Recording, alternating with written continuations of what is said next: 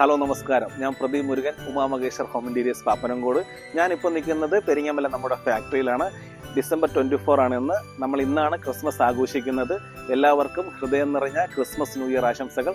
വരൂ നമുക്ക് നോക്കാം.